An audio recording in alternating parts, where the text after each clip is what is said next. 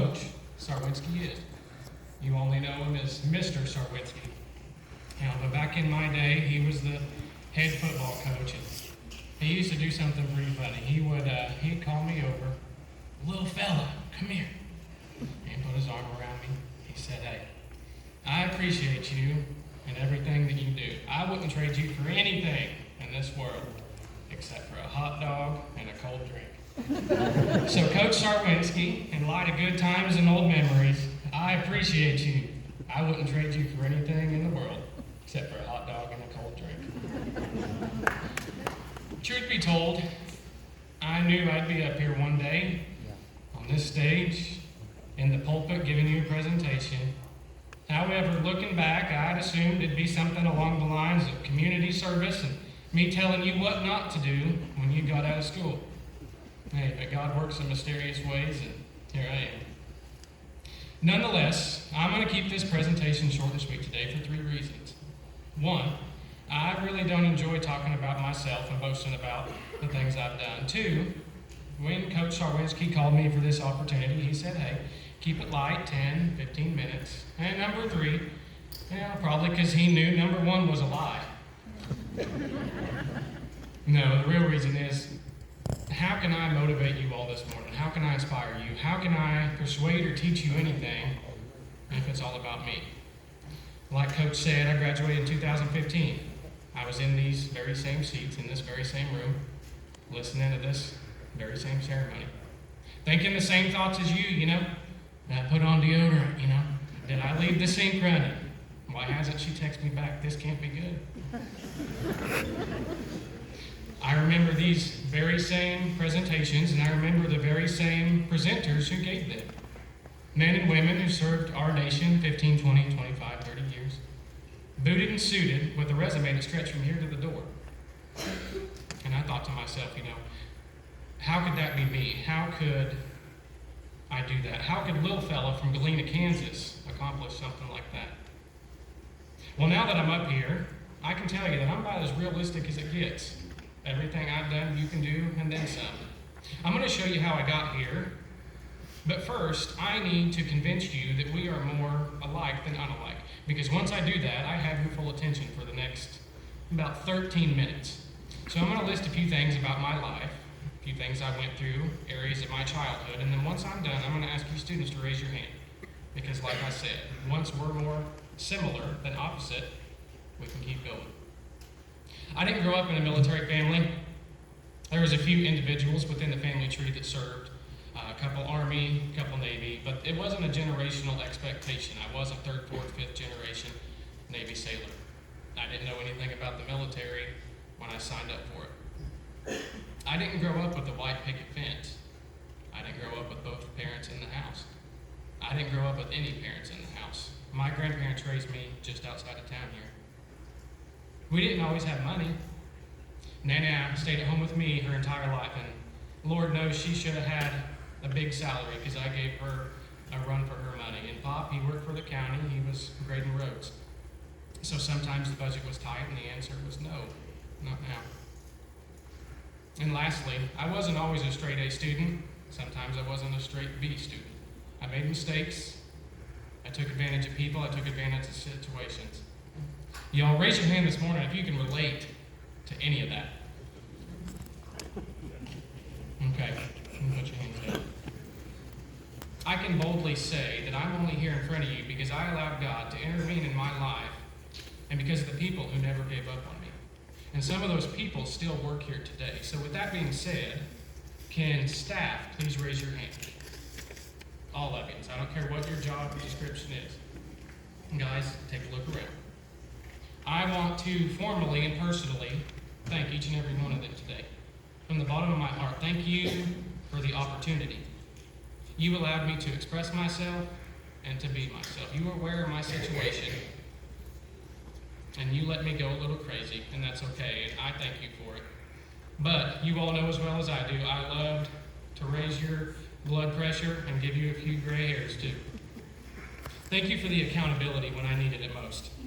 I was a professional tightrope walker. One side is right, one side is wrong. I could ride that line better than anybody else that I knew. But If I stray too far to one side, you guys grab me and pull me back towards the middle. Lastly, thank you for serving me. You never gave up on me. You could have looked at me, my history, my family, the heritage I brought into this school district, and you could have easily managed your expectations and wrote me off. But you grabbed me by the hand and you held me along the way, like a friend, like family. So please give them a great big hand. Thank you so much.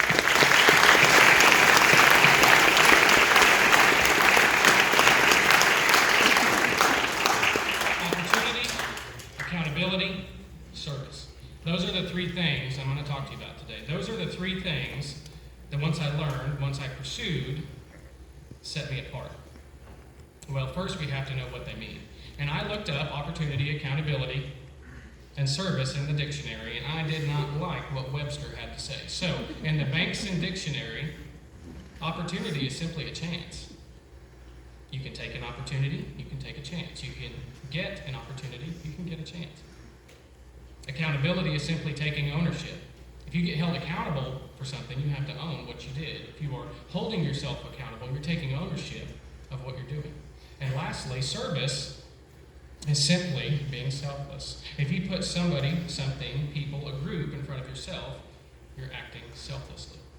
And I'm going to share three quick stories with you this morning. The first story I'd like to share speaks volumes about opportunity and how sometimes it doesn't present itself in the best way. The second one is going to talk about ownership, and if you hold yourself accountable to something, you get rewarded for it. And the last one is about service and how it's alive and well right here, right now, today. My first story is about boot camp. And once you get to boot camp, you get your uniforms, your head shaved, and get your shots. You and your division think of it like a group, like we all here are part of a group. You get moved to your barracks, which is simply the building or the space where you stay until you graduate and move on.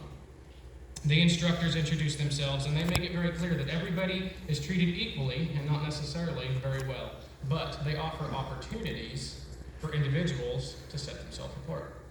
They offer first in command, second in command, door guards, so on and so forth. I shot my hand up for every single one of them. I wanted to be different. I wanted to set myself apart, but I didn't get picked. And lastly, the instructor said, "Who wants to be in charge of the head?" And for those of you who don't know military lingo, the head is the bathroom. And in that millisecond, I thought, how demoralizing. I leave high school, join the military, fight bad guys, and I'm going to have to clean toilets. But you know what? It was an opportunity nonetheless, and it was the last one. So I shot my hand up.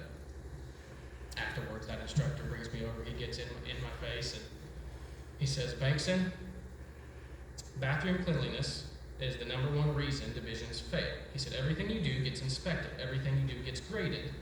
Nobody has ever kept this specific job from day one until the end." And I thought to myself, there's my opportunity. Not to scrub a toilet, not to wipe a mirror, not to mop a floor, but to set myself apart from the rest and be the first. What he didn't tell me was the only time you're in your barracks is to change, is to study, or is to sleep. So I had to own it. I had to do something. The next time we went to the Navy Exchange, think of it just like a store, I grabbed the cheapest watch I could find. A little black watch, Casio, cost me $24.99. And I set that watch with 2 alarms on it to 1 hour after the instructors went to bed and 1 hour before they woke up to wake us up. Fast forward 8 to 9 weeks later, it's the last week of boot camp. First in command, second in command, door guards, flag carriers. Every position had changed hands except mine, and we did not get one single deduction on those bathrooms. Opportunity is infectious because I ended up being the only one out of 97 recruits to get promoted not once but twice in boot camp. And I'd like to share that because it wasn't cleaning the bathrooms. It was taking the opportunity to be different. And opportunity is infectious, like I said, because my test scores, as long as my physical readiness results, were among the top 3 as well. 5 years later, my second story takes place on my second deployment in the spring of 2020. I was part of VAQ 130. They're out of the Pacific Northwest, and we were on the other side of the world. We had 5 aircraft on that ship. Those 5 aircraft were $34 million apiece. And once those aircraft fly in the sky for 200 hours, they have to get brought down, torn apart, cleaned, inspected, bad parts replaced, and put back together. That's called a phase. And my phase coordinators were low. The squadron said, "We need more." Well, I raised my hand. I wanted the opportunity. I wanted to set myself apart. Well, The maintenance chief, think of him as the boss, looked at me and laughed. He said, Bankson, you're an E5. This command does not recognize E5s as phase coordinators. I said, okay. The next day, he didn't have any volunteers. I raised my hand again. I said, Bankson, it's not going to happen. Third day, before I could finish my question, he threw an unstapled packet of papers at me and said, these are the qualifications. You finish them, I'll let you assist on a phase inspection. One of the things you need to understand about deployments on an aircraft carrier is there's nowhere to go. After my shift ends, I cannot go home. I cannot go to my hotel. I cannot go through the drive-thru and get me a cheeseburger. I step off that ship, nobody's ever going to find me. And what we did is we worked 12 hours on, 12 hours off, 7 days a week. And for that particular deployment in 2020, considering COVID, I did it for 217 days straight. Those 12-hour days soon turned to 16, some of them to 20. Because after my shift ended, I spent quality time learning about the aircraft. I spent quality time learning about the work it took to take care of them. And most importantly, I spent quality time learning about the people who were doing that hard work. Less than 2 weeks later, I returned that qualification sheet, and he let me assist on my first phase. 4 months later, at the end of deployment, that same maintenance chief, that same boss who told me I would never lead a phase inspection, allowed me to lead 4 of them by myself. He told me he liked my drive to learn, he liked my positive attitude, but he loved my ability to take ownership. And I left that command ranking within the top 3 out of nearly 70 of my peers. My last story here started on October 9th, when Coach Sarwinski called me at 10:52 in the morning and asked me if I wanted to do this. We spoke for no more than a minute, and I asked him to give me until the end of the day. My son was on a field trip in Pittsburgh. We went to the pumpkin patch up there, and selfishly I wandered all day, and I thought to myself, what do I owe Coach? What do I owe these staff members? What do I owe these teachers? What do I owe UST 499, the city? What do I owe each and every one of you students sitting here today? And the answer? Everything. I owe everything to the coaches and the teachers in this room for the opportunities that they gave me. I owe everything to the district and the people of this city for holding me accountable when I needed it most. And I owe everything to each and every one of you students sitting here today, filling this room, for allowing me to serve you. Opportunity, accountability, service.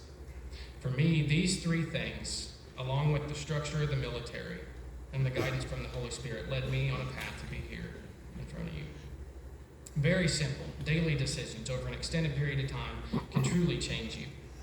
Now, I did not serve 15, 20, 25, or 30 years in the military. God bless you for those who did. I served my country for 8.5 years, and at that point, my family and I decided it was time to come home. You see, some of you will leave Galena and never come back. Some of you will leave Galena and come back home like I did. Some of you will never leave Galena at all. All of those are okay.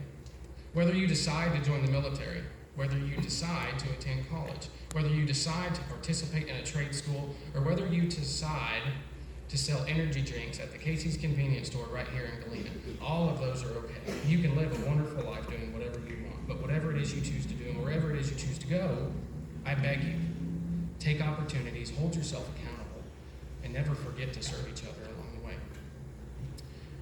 Guys, if you didn't get anything out of the last 14 minutes and 15 seconds of me being up here, please pay attention to the next thing I'm going to say.